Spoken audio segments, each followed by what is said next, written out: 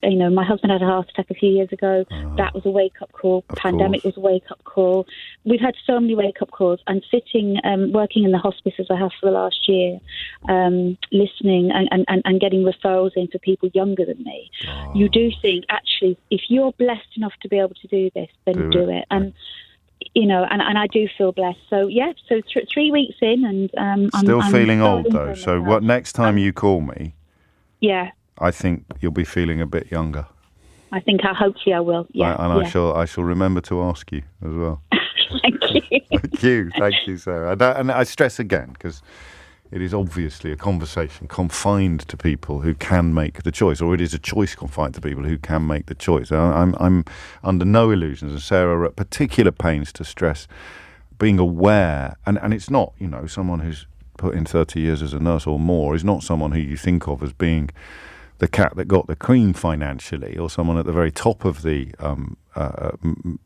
monetary pile. But that freedom to have that, the fact that you've got a mortgage paid off and you've got a decent pension, is all part of the calculation that you're making. And absolutely, clearly, that is not something that is going to be open to many, many, many, many millions of people in their 50s and other age groups. But that is what we're talking about today, because it has an impact upon all of us. So don't be silly and think that we're unaware of that. 32 minutes after 11 is the time. Dominic Ellis is here now with your headlines. It is 25 to 12. You're listening to James O'Brien on LBC. It's funny that you're having this conversation, James, writes Andy. He says, I had a genuinely horrible nightmare last night that I had to commute hours to work.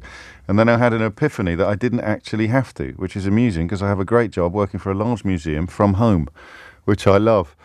I'm not going to start analysing dreams on the radio, even my own, let alone anybody else's. But it does, I think our dreams do often address subconscious fears and subconscious worries. It's why the most popular one over the years for so many people is the turning up for an exam that you've somehow contrived not to have done any revision whatsoever for. Or my oldest anxiety dream would involve telling somebody quite famous like Mick Jagger that I can play the drums, which I can't really. I used to play the drums when I was 12 for about 2 summers. I was rubbish.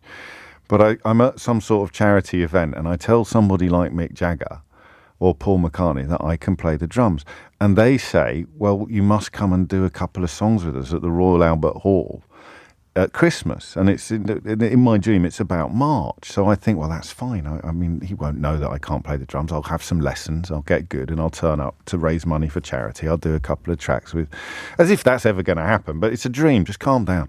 And then, of course, the dream fast forwards and you're backstage at the Royal Albert Hall with your drumsticks, and you can't play it.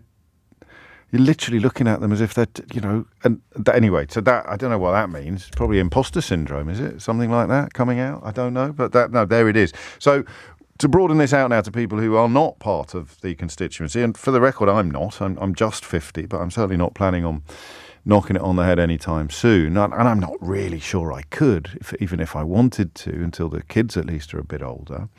But I'm beginning to think that this is not a major problem, because without the experience of the pandemic, none of the people we've spoken to today or last time we did this would necessarily have taken the decision that they took. So not only do you have an upcoming generation of people who won't be able to afford these things, because as Sarah pointed out, they won't have the pensions in place, they won't have the mortgage paid off, they won't have the financial wherewithal to do so, but also they won't have the pandemic in their rearview mirror, very recent rearview mirror, to make them think, why do I still do this every day? 11:38 is the time. We shall find out. So what do you reckon? Is this just a one-off post-pandemic generational glitch?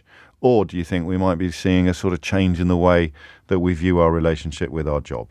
David is in South Africa, in the Western Cape. David, what would you like to say? Hi, good morning, James. Funnily enough, I was just thinking about what you're talking about dreams. I often wake up in a cold sweat, thinking, having had a nightmare, that I was still working. So that's kind of there we go. That's bang around. On point, isn't it? Yeah, so very similar to both Veronica and Sarah. I was professional. I worked in financial services. I was really intending to work until probably I was nearly 70. I mean, that was kind of the plan. I thought that I could do that. Yes. And that would give me a really good, healthy retirement, all the rest of it. Pandemic happened. Mum, who was old, she was 96, she passed away in 2020. The whole thing just sort of made me sort of realise that actually there is more to life, etc. I sort of spoke to my financial advisor and said, look, is there any way that I could potentially, retire early?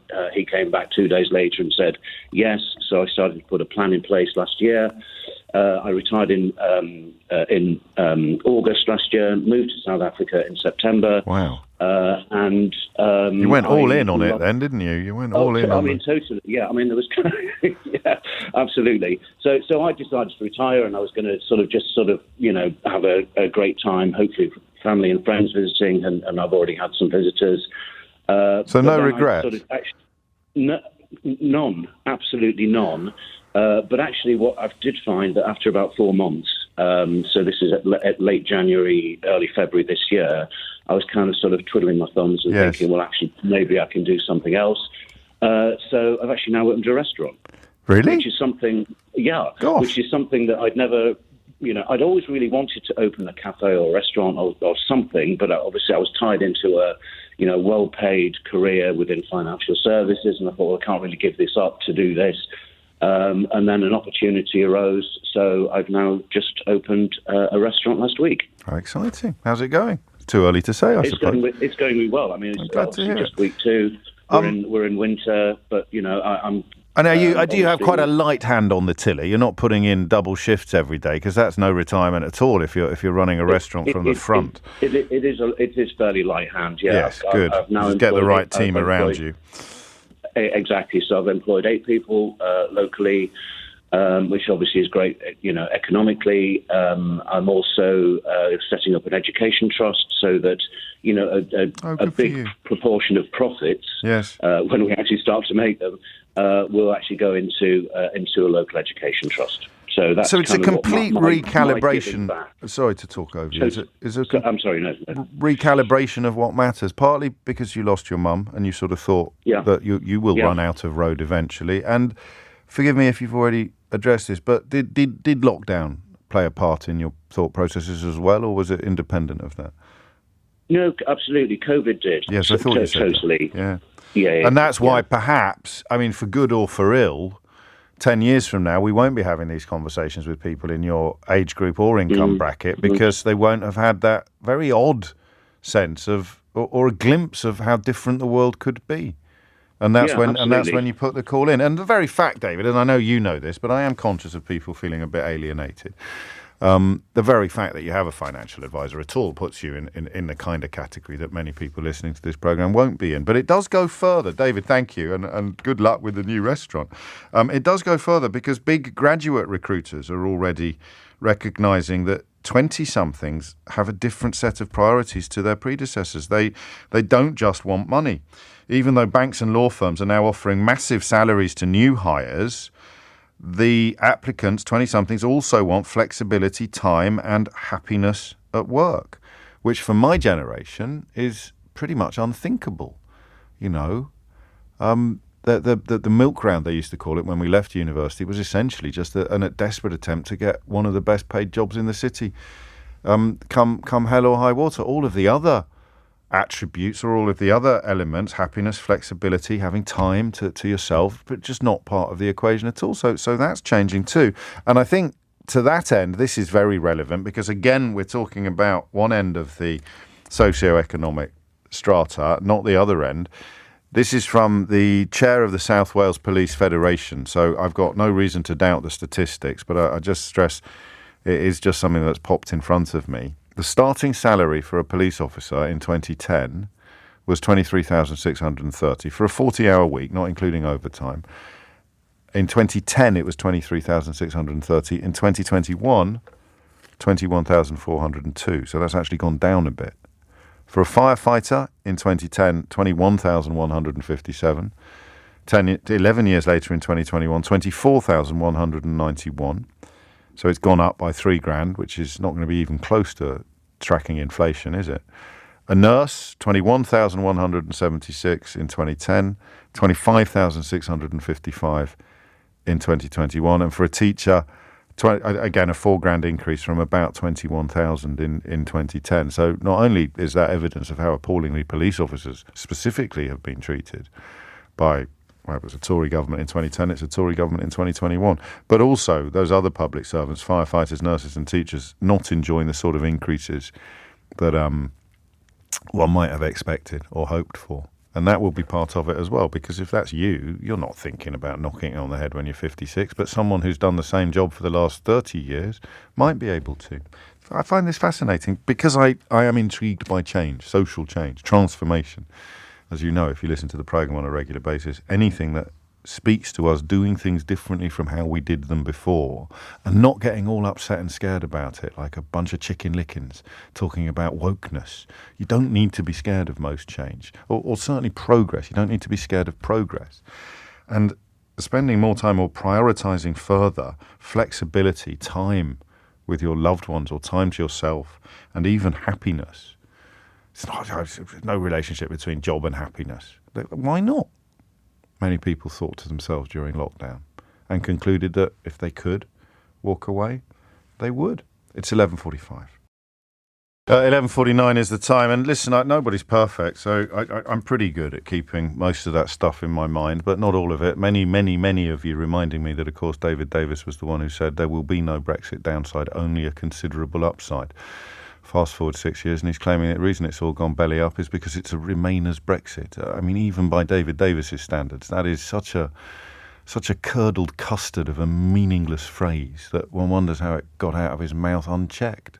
A Remainers Brexit. Ho-hum. Deciding that you're not going to work anymore in the context of covering Brexit. I suppose I may have had my moments, but thankfully they appear to be behind me. But I'm not sure that my generation will face this choice, will have this choice.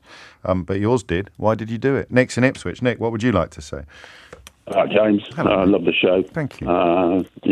First time on. On behalf of my wife, really, who's currently in Spain, having a week's holiday, which she couldn't have, wouldn't have been able to do under the normal circumstances because she worked for a unit that was in the school holiday. Right. School unit that looked after children with behavioural that got kicked out of school. Tough job. She used to get spat at. Yeah. A PRU, was it? Thrown at. Sorry? A pupil referral unit or something like that? That's right, yeah, absolutely. Got you. Exactly. Tough Had job. a nose broken. Oh, and mate. we're talking about children who are under 10. Good Lord. And I'm a tram driver.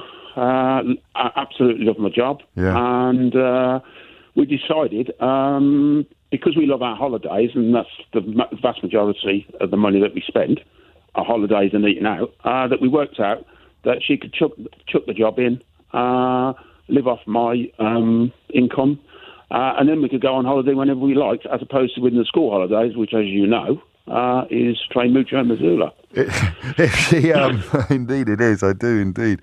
If she'd felt better valued and better rewarded at work, would she have had this crisis, this career crisis? James, it was an absolute nightmare. Yeah, and she, at the time as well, at the time it was happening, she lost both her parents in the same year and her elder sister the year after. Right. So you start thinking to yourself, what am I doing? What am I on this road for? Where does it lead? This is exactly, and she loved the job. That was the problem. Yeah. And this is the thing, James. You're talking about people who invariably love the job. I mean, I love my job, and after the pandemic, I've sort of said to my wife, you know what, 62 I can go. It'd be an insult not to. Yeah. It'd be an insult to the generations below me not to. Why would I carry on to 67, even though I enjoy the job, when I can afford to go? I mean, it's a complex question, that. But if you were starting out now, just to tie it in, and you don't have to come with me on this, I'm just thinking about the looming industrial actions. If you were starting the job now, would you still have terms and conditions that are comparable to what you're going to be? You see, and that's what winds them up. That's what winds them up so much, isn't it? We are very, very lucky. I mean, even starters now, after 2 years, can transfer into the final salary pension. And That's what a strong union does for you. You'll like this. You'll like this, Nick. I saw something today on Twitter. Someone had taken a photograph of a notice at work that said something like, if you are 1 minute late for work, you will be required to work 10 minutes more after 6 o'clock in the evening. So, for example, if you get in at 9:02, you won't be able to leave until 6:20. And someone had just tweeted underneath it, join a union. Yeah, exactly. I find it quite sad, really, when people go on about unions, because they equate it to what happened in the 1970s, and as we all know, because of legislation, it's nowhere near like the 1970s anymore. But and why wouldn't you want your 25-year-old daughter or son who's getting into a train cab to be looking at the tracks ahead, being as pleasant as the ones you've just described, loving your job, but knowing that when the time comes, you'll make way for the next generation, make way for the future generation. Well, exactly. But going back to the reason why my wife, I mean, she's mid-50s. Yeah, there it is. More time with the grandchildren, out with friends. As I say, gone on holiday this week, which she never have done. And she often sort of says, "I don't even know how I had the time to go to work." I mean, I was with a former colleague yesterday who retired at 58, and he said exactly the same thing. I don't know how I managed to come to work. No, well, he has so much time. Yeah, I mean that's the thing, and then you get to the end of it, and sometimes, of course, some people don't have very long to enjoy the freedom, or they've not got even the ability to enjoy it, and that I think has got to be progress for the whole of society. Just rethinking it instead of this post-industrial revolution belief that you've got work every hour that God sends. Your sense of status is tied up with your job. There's so much else going on in the world. There's so much more to heaven and earth a ratio than is dreamt of in your philosophy. That this daily grind, and I know how difficult this conversation might be. What a difficult listen it might be for people who truly feel as if they have no choice but to stay on the treadmill. But we've got to talk about what's going on in front of us and around us, especially if it is going to have the economic impact that some experts predict. Although the more we talk about it, the more I wonder whether this is actually a bit of an anomaly, a generational anomaly brought about by the changing forces of the labour market, but chiefly by the pandemic, by the lockdown, giving people the space and time to breathe and think perhaps things could be different. Nick, take care. 11:55 is the time. Diane is in Ware in Hertfordshire. Diane, what would you like to say? Oh, hello. Hi, James, and good show as always. Right. Yeah, I'm in my late 50s, and I'm sort of like planning my sort of exit, if you like. My husband works for the health service. I work for social care. Right. Social worker, and I was beginning to think about it anyway before the pandemic. I will actually say the pandemic probably kept me in my job for another 2 years because there was more working at home and there was a better work-life balance. Remind me before I say goodbye to you. Come back to that working from home point. Will you remind me before you go? Oh, okay. Now carry on with what you were saying. Thank you. But so it did give you an opportunity to rethink, but also I think the nature of the jobs that we both do, we have seen a lot of pressure on the work that we do. There's obviously less resources, there are less people around, and it's I suppose, if I'm honest, I'm tired. I feel quite tired by I'm very privileged. I love what I do, and I've absolutely adored it. I've had a great career for the last 30 years. But there is a point where actually it's just relentless. Actually, it's relentless. You're the second caller. Sarah described feeling old, and she'd worked as a nurse. I guess that is the same as tired, isn't it, in a way? And just the sense that your tank is running low, and you don't want to spend 5 or 10 years running on an empty tank, because you'll do yourself untold damage, won't you? And the area of work that I work in, there's just about to be a change possibly into the law, which will mean how it's all applied. So we're going to go through a major restructure. And, sometimes you just think, I don't have it. I'll let someone else do that one now. Absolutely. But I've got one more year with my son at uni, and then that's sort of my exit plan. And to have that time to be with friends and family. It doesn't mean I might never work again. No. I might just do something different, but something that I'm more in control of, and that I wish to do and wish to spend my time doing. Well, that is it. It's a reprioritization prioritisation. And in fact, you don't need to remind me because I've managed to remember. But the Office of National Statistics has done a study. In fact, you're smack in the middle of this, talking about not necessarily giving up forever, or you might still do some work. But the Office for National Statistics has done a study of inactive over 50s, which you will technically become in a year's time, even if it's temporary. And they found that what's most likely to tempt them back to work is not more money, it's flexible and remote working.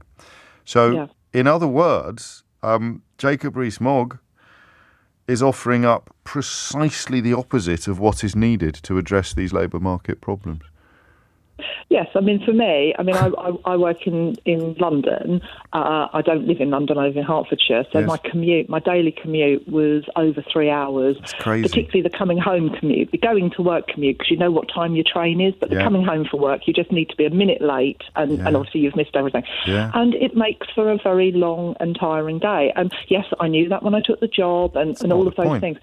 But yet, what I've been able to achieve at home, I could not have achieved the amount of work that I've been able to achieve at home if I was in the office. No, I mean, the world changes, and sometimes it takes a big shock to the system, like the pandemic, for us to appreciate how it has changed and can change further. But interesting, isn't it, to look at this potential economic damage of the 600,000 who decide to stay inactive, and then the rhetoric of working from home, which no one's ever really been to properly explain. My personal favourite advocate of everyone must get back to the office immediately is Richard Littlejohn, the Daily Mail columnist, who regularly writes from his home in Florida that workers back in Britain must get back to the office immediately because reasons, but the working from home rhetoric being the polar opposite of what is needed, according to the Office for National Statistics' own research. Flexibility, the ability to work from home, being one of the best solutions potentially to this exodus of staff from the labour force, numbering in the hundreds of thousands. Who'd have thunk it, eh? It's coming up to 12 noon. Thank you, Diane. Apologies to Lauren and to Stefan. I'm going to mention that we need women to ring in more often because that was an almost undiluted cavalcade of women. 3 minutes after 12 is the time. I think we should summon the usher to find out a little bit more about that Keir Starmer story that you just heard in the news bulletin. Therefore, allow me to summon the usher. Sometimes we do that without telling him that we're going to do it, and that means he's sitting in the office upstairs and he hears the little bugle go off in the background and jumps up like a sort of rabbit and comes bounding down the stairs into the studio. Shall we start the clock, see how long it takes on Summon the Usherwood today? Let's go. Okay, so I was right on the minute, so we got up to 5-6 seconds, so we'll keep an eye on that. 12:04, okay. And he'll bring us up to speed with the Keir Starmer story. It's hard to know where to start. Speaking of the office upstairs, if the managing editor is listening, I thought I should probably tell him that I've rewritten my contract this morning in order to double my income. And I'm only going to be, moving forward, I'm only actually going to be on LBC for 1 hour a day, 3 days a week, for twice as much money. I have decided to tear up the treaty or contract that I signed with LBC not long ago and completely redraw the terms and conditions according to my own fevered fantasies. And therefore, I will only be doing Mondays and Fridays, actually. I've changed my mind again because then the travel is nice and quiet. Tuesdays, Wednesdays and Thursdays, the trains are a nightmare at the minute. You know, there's a little phrase to describe people who only come into the office on Tuesdays, Wednesdays and Thursdays, but I'm not allowed to say it on the radio. So I'm only going to work Mondays and Fridays because the trains are quiet, and I'm only going to do an hour. I might do more if I feel like it. This is my new contract. I might do more if I feel like it. And I will be paid more for doing 2 shows a week than I currently get paid for doing 5 shows a week. I'm rewriting my contract and signing it on my own, despite the fact that LBC and me signed a contract not long ago. It has both of our signatures on it and is legally binding and all of that, but stuff all that for a game of soldiers. I'm taking back control. I'm tearing up my employment contract, writing a new one, and only working Mondays and Fridays for an hour for double the money that I'm currently on. 5 minutes after 12 is the time. Peter Foster is, as you will know, not only responsible for the Financial Times' rather splendid Brexit podcast, but also a correspondent who has followed Brexity events more closely than perhaps anybody else in the industry, and who today has had a little glimpse at the overriding of the Northern Irish Protocol that the British government has been threatening to do for some time. Was it facetious or childish of me to describe it as being a bit like a radio presenter rewriting his own employment contract, Pete, doubling his income and abandoning all previous commitments, or is it more complicated and more subtle than that? Well, it is more complicated than that, James. But the basic point is you can do that all you like, right? But it doesn't change the fact that, as you said, you have a pre-existing contract with LBC, yes, and LBC aren't going to pay you double the money for 2 hours a week. So, what? How do you know? Well, I mean, you might have contacts in all manner of government departments, Foster, but you haven't got an answer to that question yet, surely. The trouble is this. I mean, you actually do put your finger on the point here, which is the government can do this. It doesn't change its obligations in international law because that treaty is still there, and it doesn't make it any more likely that the European Union and the Irish government, and indeed Sinn Féin, or the nationalist community in Northern Ireland, are going to buy this unilateral solution that the government is going to give itself powers to effect. Now, on one level, James, there is no international law if you're prepared to accept the consequences of breaking the agreements that you have, as long as you're prepared to accept the consequences. But the consequences in this case would be potentially a trade war with Europe at a time when we're trying to hold Vladimir Putin to account for his egregious invasion of Ukraine. Very likely you're going to complicate your relationship with Washington. It's a very Irish sensitive administration, the Joe Biden administration.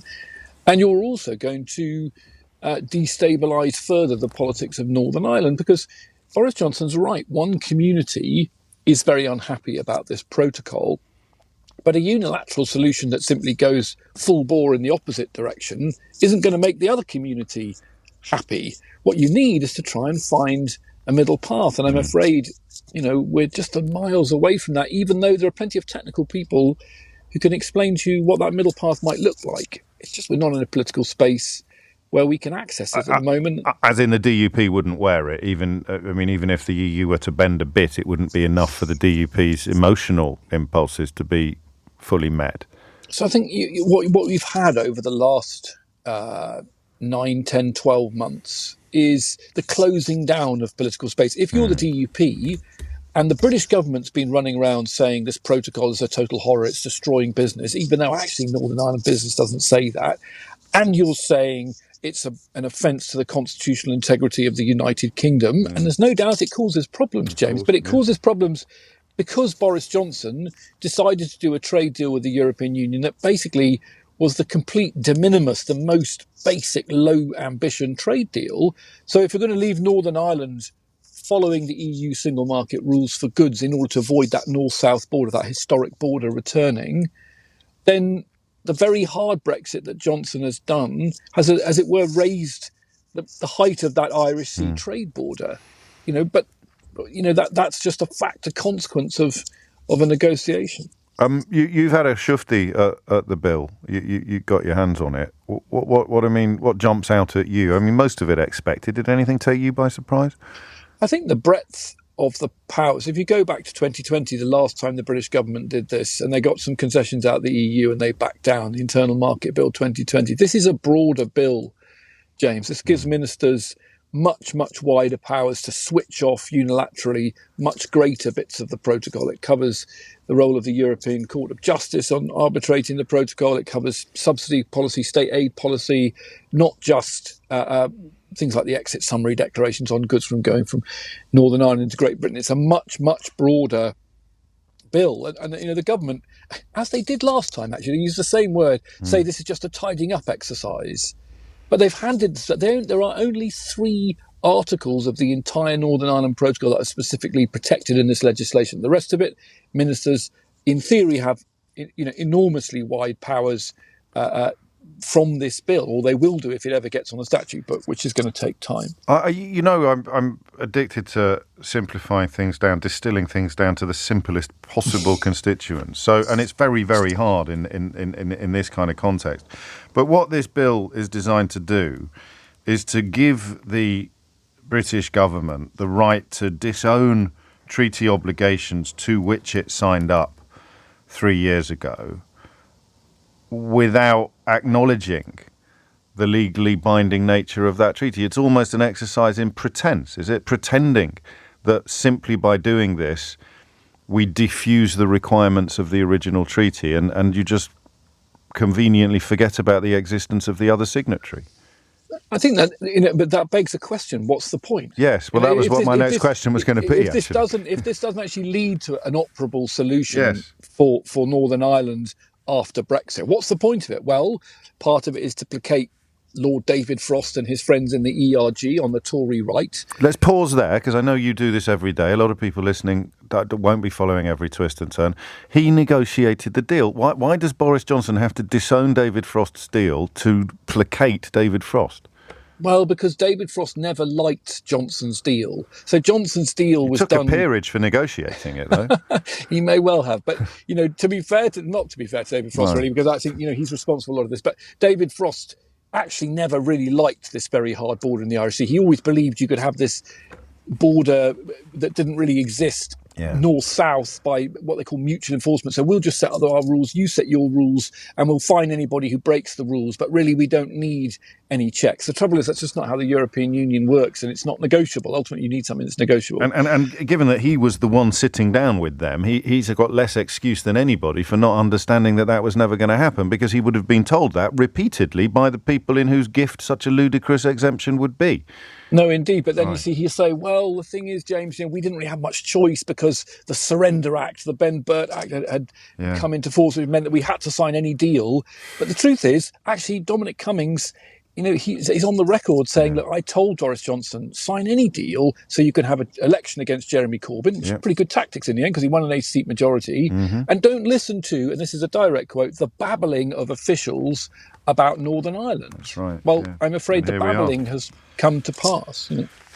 So what happens next then? Do you think that, trade war is one of those phrases that can mean a myriad different things. There is no prospect of the EU agreeing to what the UK is demanding. The DUP is not going to accept anything less than almost unrecognisable relations from where we are now, and complete reversion to where we were before, as if trade between Northern Ireland and Great Britain would be as if Brexit had never happened, and therefore trade on the island of Ireland becomes unsustainable, given that you'd have two different regulatory frameworks. It's not really a fair question, but I can't see how this ends. Are they trying to force the EU to impose a border? What do you think is the game plan, if indeed there is one?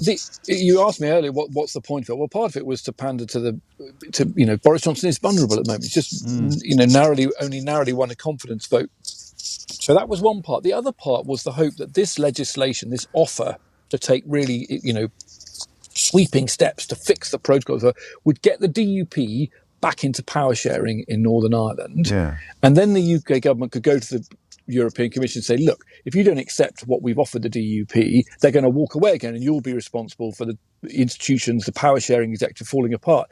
The trouble is the DUP at the moment don't show much sign of wanting to take that bait. They don't trust Boris Johnson. And so they're saying, look, until it's on the statute book, till it's actually law, we ain't going anywhere. Now, we'll see whether they stick to that.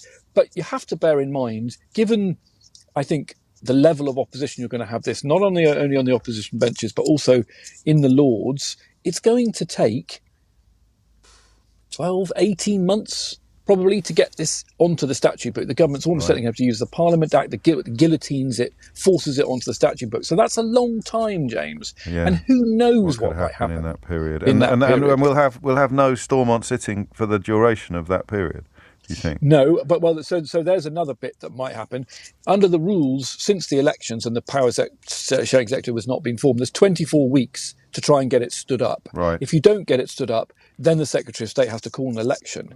Now, bits of the DUP maybe think, actually, the way we can win this is to actually wait them out, have the election and tell our voters, look, don't give your vote to other unionist parties, because look what happened. The last time that happened, Sinn Féin became the largest party. We can take the largest party back. We can take the First Minister's position back if we don't split our vote. The trouble is, most neutral people, if that's even possible in Northern Ireland, will tell you that, that leads to a really, really divisive election re-election. So, I mean, and as always in this, I'm afraid Northern Ireland is just collateral damage. It's just Brexit collateral damage. That is where the conversation will turn next, Pete, when we've thanked you for your time. Just briefly, any prospect of it being held up in the Commons? I know that Tory MPs were sharing a sort of briefing doc at the weekend. It's contained in your characteristically detailed thread this morning, which I will retweet at the end of this conversation. Tory MPs who opposed the protocol plan, given that we had 148 votes of no confidence, is there any chance of it being held up in the Commons before it gets into the Lords? Full disclosure, I'm not a political correspondent, James, so you need to ask your man with the bugle. I will. Specifically on this. My understanding is that because it will become like a badge of, are you trying to stop Brexit? Yes. Which of course you're not. What you're trying to do is stop the government signing up to a massive piece of law breaking. But anyway, is that probably there wouldn't be enough rebels. But when this bill is published, I suspect there will be some wavering Tory MPs who will go, blimey, this is very hard over. So, I make no firm prediction. And, the government's got this wrong. It didn't think 148 were going to vote against. It got their own partisan vote wrong. It keeps getting things wrong. So, but I'm not a political correspondent, and I think judging where Tory MPs are going to vote when it's not an anonymous vote, and where they can be accused of reneging on Brexit, which is a sort of fate worse than death, it seems to me, if you're a politician, means that probably the government has the numbers to get it through the Commons, but you are someone better qualified than me on that. And well, back into your area of qualification then, the legal advice, it looks to me as if the government have just shopped around to find a lawyer who'll tell them that it's legal, regardless of, they deliberately didn't ask Sir James Eadie, the Treasury devil, as he's known, whether or not this was legal or illegal, but they found a lawyer who I believe did some work for Donald Trump to tell them what they wanted to hear. Is that a fair analysis? I think it is a pretty fair analysis. The original legal advice, as we understand it, and they're going to publish what they say is their legal justification, but the original advice basically said that things weren't serious enough to justify this unilateral walking out. Remember that the protocol has this thing, Article 16, that you can trigger, and then you identify what the problem is, both sides get into a joint committee, you try and fix it with minimum disruption to the protocol. There is a mechanism there, safeguards clause. And so, as you rightly say, James Eadie was basically told, we don't want you to give an opinion, which is quite an unusual thing to do from, for the lawyer who basically represents the government in these big court cases. And as you say, lawyers use insiders in Whitehall talk to me about stooge opinion shopping, so that they can basically not say what Brandon Lewis said last time, if you remember, which was that, yes, this is a limited and specific breach of international law. So they've got essentially a kind of fig leaf. I don't know many lawyers, honestly, who believe it would really stand up in court. We hear cabinet reports of at the cabinet committee meeting. My colleague George Parker was reporting that Rishi Sunak and others were raising the question of, if this legal advice is so good and we can do what we want, why have we got all this, what they call notwithstanding clause in the legislation that give very specific powers to minister to switch off bits of the protocol at will? Unbelievable. On we go. Peter Foster, as ever, thank you for parting the clouds and shining a light into these murky machinations. Pete, as you know, is the public policy editor at the Financial Times and also presents their Brexit podcast, which I don't suspect will be going anywhere anytime soon, given that all of these issues are being resurrected as we speak. And I'd just throw into the mix at the end of that, of course, that we learnt last week, Northern Ireland's economy is growing faster than Britain's. So this might not work, and it's already 12:20, but from the Northern Irish perspective, if your economy is growing faster than Britain's, just tell me why the DUP want to do this. 0345 60 60973. I think I know, but there'll be a lot of people listening who don't. So in economic terms, Northern Ireland is performing better than anywhere else in the United Kingdom except London, right? So all of these arguments that it's bad for business are simply not true. They're demonstrably untrue. So explain to someone who knows nothing about Northern Ireland why the DUP are so opposed to the Northern Ireland Protocol. Hit the numbers now, you will get through. 0345 60 60973. 23 minutes after 12 is the time. So look, if I give you three stories or maybe two. So story number one, Northern Ireland's economy is outperforming the rest of Britain. Okay, this is the Office of National Statistics. Northern Ireland's gross domestic product, that's GDP, grew 1.4% in the July to September quarter of 2021, compared with gains of 0.9 and 0.6% in Scotland and England, respectively. So Northern Ireland, let's just state that Northern Ireland's economy is growing faster than Britain's. Okay, that's the regional analysis, which I don't think you get in the figures published today that show an overall decline for the whole of the UK. I could be wrong, and if I am, you'll tell me, I'm sure. So Northern Ireland's GDP is performing better than Britain's. Just let that sink in. Why on earth do the DUP want to tear up the Northern Ireland Protocol when it's fairly hard, and it's fairly hard to escape the following conclusion, but it may not be impossible. It seems clear to me that Northern Ireland's economic performance is linked in large part to the fact that it's still in the single market. So why does the DUP want to tear up the protocol that has made Northern Ireland the best performing sector in the whole of the British economy, the whole of the UK economy? It's faster than British, faster than Britain's. That's a question that I would love you to answer. 0345 6060 973. You then have the CBI, who are usually pretty careful when it comes to offering up opinions about what governments are up to. They are the UK's foremost business lobby. They are far from infallible, as is evinced by the fact that Digby Pudding-Jones ended up as being the head honcho at the CBI at one point in the not too distant past. And as we've discovered, there's a man who really doesn't have the first idea what he's talking about when it comes to Brexit, but he's no longer there. Thankfully, the Confederation of British Industry has said that immediate talks with the EU, rather than political grandstanding, were needed to resolve the impasse over the protocol. They have warned in terms, they've warned the government that its threat to override the Northern Ireland Protocol is forcing companies to think again about investing in Britain and dragging down the economy. So what you have now, and then the third story is that we are currently 19th on the OECD predictions, forecasts, performing better only than Russia, according to next year's forecasts. So the biggest business lobby in the country is warning that businesses are being put off investing in the British economy by the attempts to override the Northern Irish Protocol. Northern Ireland is performing better than Britain in terms of GDP. And we are forecast to be in a right old pickle we are already in a right old pickle because our GDP has gone down, but we are forecast to be in an even bigger pickle next year to the extent that we will be performing better only than the other country in the G20 that has to deal with economic sanctions at the moment. The key difference between us and Russia being Russia's sanctions have been imposed from the outside by other countries. Boris Johnson's Brexit, Britain has imposed sanctions upon itself. So what the heck are the DUP playing at? In the context of those stories, I'm going to insist that your answer to that question includes those stories, those facts, those reports, okay? 0345 6060 973. Explain it to somebody who has no idea at all about the history and the modern reality, the modern political reality of Northern Ireland. And we'll start, appropriately enough, in Belfast with Gary. Gary, what have you got? Oh, good morning to you, James. Hello, mate. How you doing?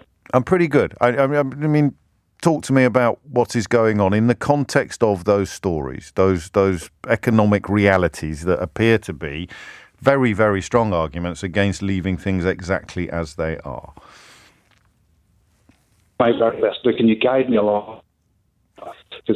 We're going to have to sort your phone line out, but we'll hop back over the Irish Sea to Ealing. Al is there. Al, what's going on? Given those economic realities, why would anybody, let alone a party that seeks to be in charge in Northern Ireland, be trying to tear up such a winning formula? James, good afternoon. You're being very naughty in terms of asking this question because you know perfectly well why it is. And it's listen, mate. I don't want to get into a toing and a froing. But when I say explain it to somebody who has no idea what's going on in Northern Ireland, it's not an economic question. It's a political question. Boris Johnson, having told them he wouldn't do it, put a border straight down the Irish Sea, thus separating Great Britain from Northern Ireland. The DUP don't like that. We're told it wouldn't happen, and whether you agree with them or disagree with them, and everyone's got their views on it, that is the reason why they dislike the Northern Ireland Protocol. So he's trying to undo his own lie. He's precisely trying to undo his own lie. He's trying to undo something which Theresa May and which sensible people throughout the land realised would be not a productive way forward. He told them he wouldn't do it. He did it, and now he's trying to back out of it. And that's as simple as that. Well, it's not as simple as that, because why does the DUP prioritise that over the economic performance of the whole country? Well, now you're talking about sovereignty, and that's a big call to say that any other element should take precedence over sovereignty, because it's perfectly legitimate of them. But it's not sovereignty, is it? Because Boris Johnson is entirely in charge of what's happening. The DUP have got no say in it at all. The DUP, they're a political party who are agitating. Well, they're not even in Stormont at the moment. They are a political party agitating for their aims, and their view is that the diminution of the United Kingdom is something they cannot tolerate, up with which they will not put, or up with which they don't want to put. So the prioritisation is we care more about feeling British than we do about the economic performance of our country. I think feeling British being unfair. Well, you choose your own words then. So what is it that they think is more important? It is the integrity of the United Kingdom as they see it. And right. I think that's a reasonable belief to hold. Whether you agree with it or not, their priority is the integrity of the United Kingdom. And if you look at so they've made an almighty mess by trusting Boris Johnson, and they're holding the country they're holding the country hostage to undo the mess that they made.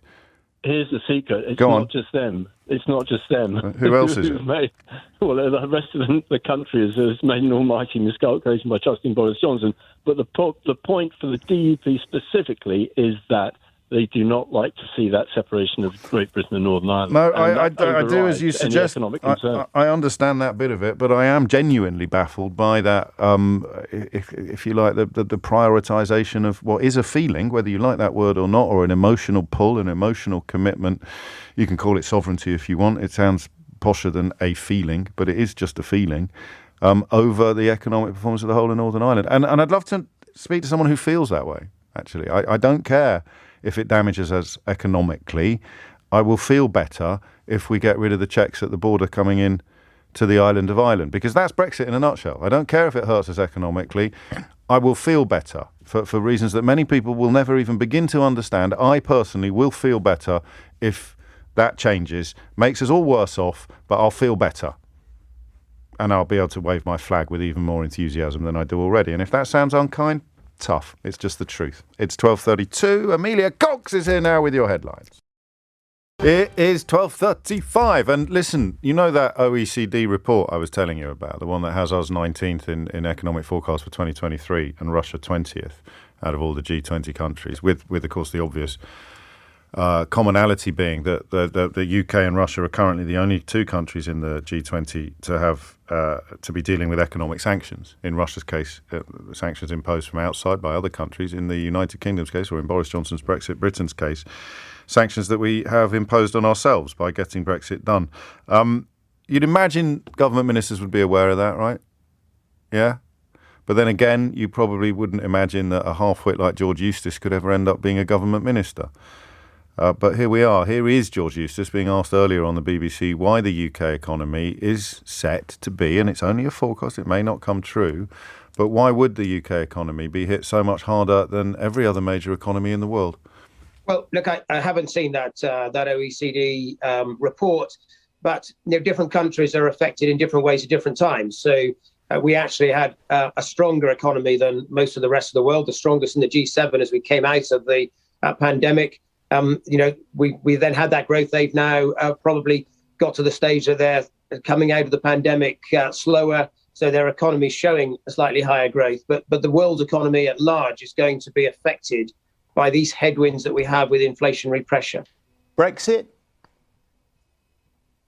I don't accept that Brexit is a factor in this, because we're seeing trade continue, and actually the big problems that businesses are facing are principally some labour shortages and wage inflation, and that's happening right across Europe, and it's happening in the US as well. Globally, economies are finding there's a shortage of labour, and it's mainly that price of gas and oil, those energy costs, are what are eating into margins and obviously affecting people's investment decisions. So the question essentially is, what's happening in Boris Johnson's Brexit Britain that isn't happening in any other countries that might explain why we are bottom of this particular pile? And George Useless's answer is to list lots of things that are happening in every other country as well. Listen, I'm going to give the guy a break. I don't think he's treating you as if you're stupid. I really don't. I think he's too stupid to understand how stupid he sounds on that one. I don't think he's insulting your intelligence. I think he's displaying his own intelligence on that. So the question very simply is, what's happening in the United Kingdom that makes us perform worse than all these other countries? And then he lists lots of other things that are happening in all those other countries as well. Which brings us neatly back to Northern Ireland, where economic growth is actually, GDP is actually up. And one wonders why, for about 10 seconds, until one remembers that Northern Ireland is still in the single market. So why would the DUP be desperate to the point of suspending power sharing in the Northern Irish Parliament in Stormont, desperate to reverse the Northern Irish Protocol, which has made Northern Ireland the only part, well, it's given Northern Ireland a better economic performance than Great Britain? What's not to like? In fact, that's the question I should have asked. I don't know why I went around the houses with a 20-minute introduction. Gary's in Belfast. Gary, what's not to like? Hey, James, we do like it here. Most of the people here do like it, and we don't spend all our time talking about it. No. It's not the topic of conversation. The topic of conversation is the same as everybody else about what's out there. But can I just get straight to the point? Please. Why do the DUP set themselves so hard against the protocol? They fear unification. Mervyn Gibson, who's co-opted to the DUP, head of the Orange Order, Grand Secretary of the Orange Order, and a member of the LCC. Just be slightly careful, only because you're in your field of expertise, not mine. So don't. I mean, just bear in mind, don't say anything about anybody with which they wouldn't agree. Okay, all right then. Well, it was a quote from Mervyn Gibson, who said that supply chain reorientation is what they fear. Therefore, people will feel more Irish. Yeah. Therefore, they are. It's already happening, isn't it? That's the point. Correct. And that's why the economy is growing, while the rest of Britain is shrinking. And that's why the unholy alliance of the DUP and the ERG cannot have one part of the UK prospering. Do you think they care? Do you think they care enough? About Northern Ireland? Yeah. Not one jot. No. They do not give a stuff for the people here. Not one jot. No. To the DUP, they gambled the whole house on a hard border. From 2016, 2019, hard border. Even to the point where their attitude was, let the EU build it, pay for it, run it, and they were thinking to themselves they could walk away, build it, run it, pay for it, build the wall as high as you like, they were saying in Britain. See, I mean, I'm probably better informed on this than the average Brit, but I still struggle to think that was in the...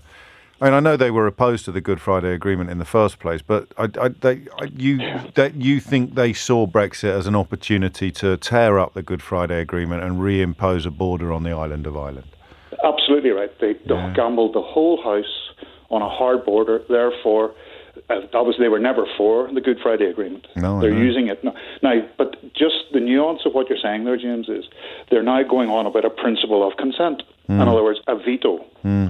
And they mention every time, without fail, principle of consent. They must have their consent.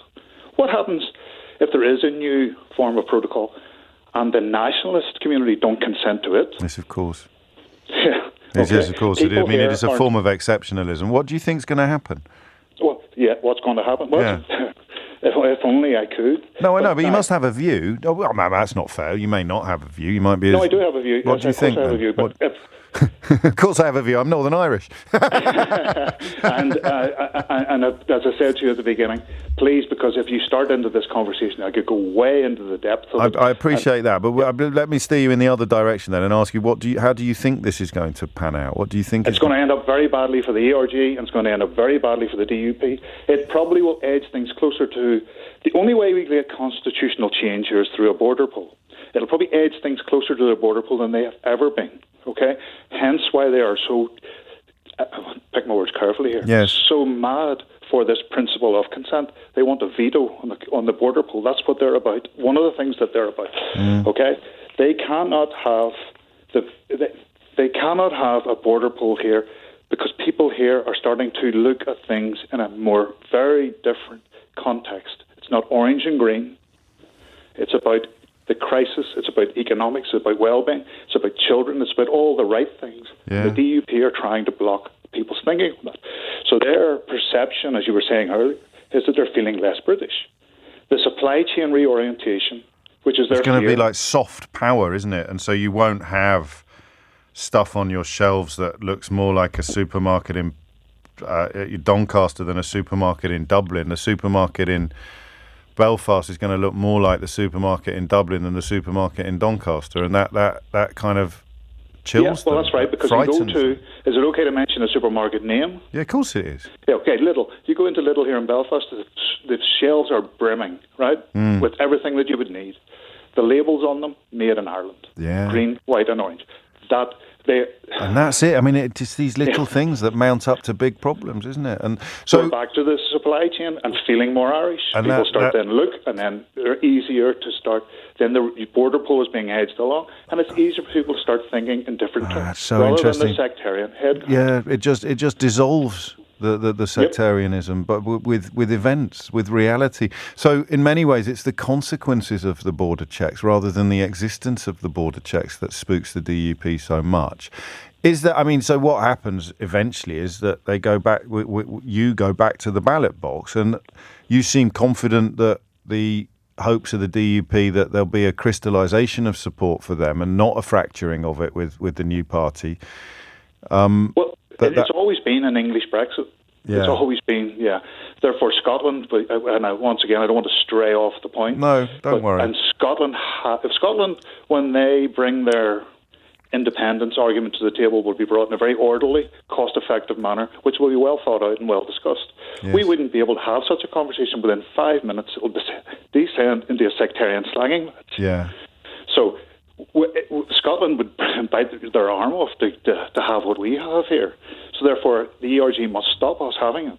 And that suits the DUP as well. The DUP are all out for a hard border. If that hard border goes in, infrastructure goes in. Then it all goes, and of course their historic opposition to the Good Friday Agreement is probably the strongest support of your analysis, and grim though it sounds, all of the evidence supports it, which doesn't mean people aren't free to challenge it by dialing 03456060973. It is just Brexit, actually. Whether you understand Northern Irish politics or not, it's the idea that someone's told you that you've lost something. You've lost a sense of Britishness, or you've lost sovereignty, or you've lost control. They can't prove it. They've got no evidence for this, but they've persuaded you that you've lost something, and therefore you are passionately desirous of getting it back, regardless of the economic impact that it may have or the damage that it may do to the place where you actually live. Because this intangible, unseeable, unknowable thing that you've been told is not only really valuable, but you've also lost it, whether it's control or Britishness or sovereignty. You don't care how much it costs to get it back. You're damn well going to get it back. And you won't know that you've got it back until the people that have told you that you've lost it will tell you that you've got it back. So I suppose the key question becomes, why on earth would you trust them in the first place? 12:46 is the time.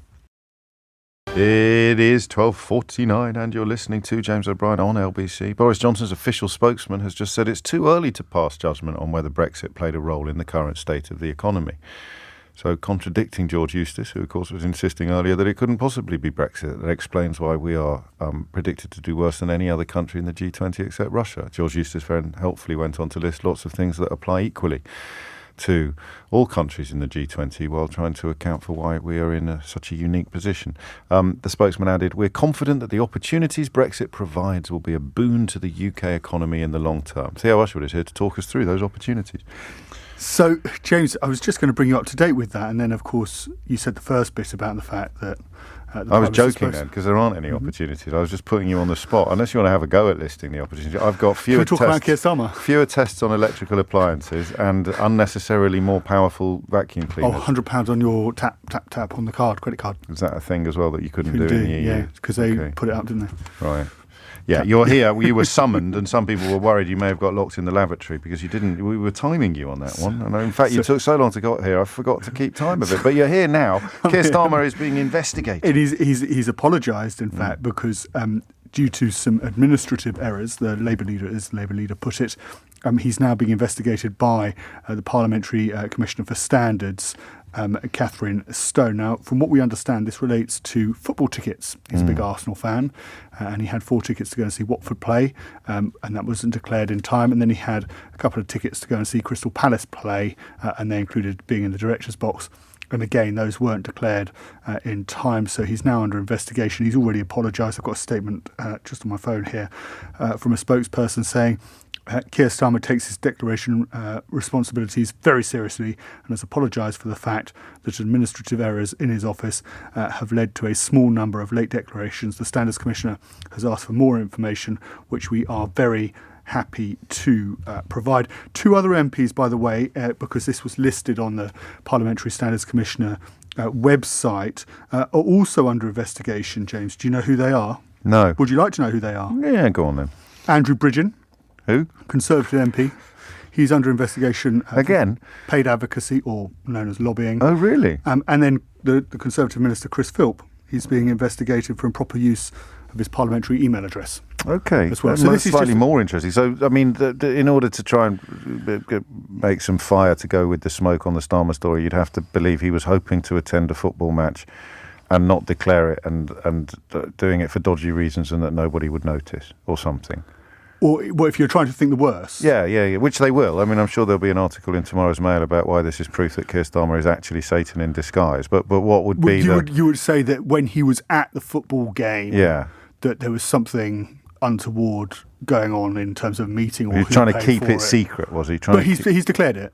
So what is the technical breach that's being investigated? The tardiness of the declaration, and they only know about it because he declared it.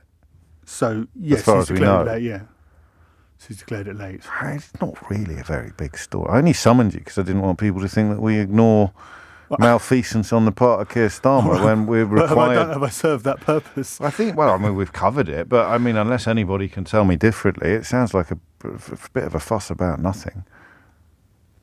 So, is there an equivalent? Have we given a Conservative a kicking for declaring something late before? I mean, not declaring it at all seems to me something worthy of investigation, but saying, oh, sorry, it's late, and then saying, well, we're going to investigate this. I don't know. No. Anyway, but we've covered it. So if anybody says to you, James, if they ring in and they say to you... Well, they won't ring in anymore. They'll just do a tweet on Billy Buncher numbers saying, well, you're talking about Keir Starmer. If Billy tweets you... Billy Buncher numbers.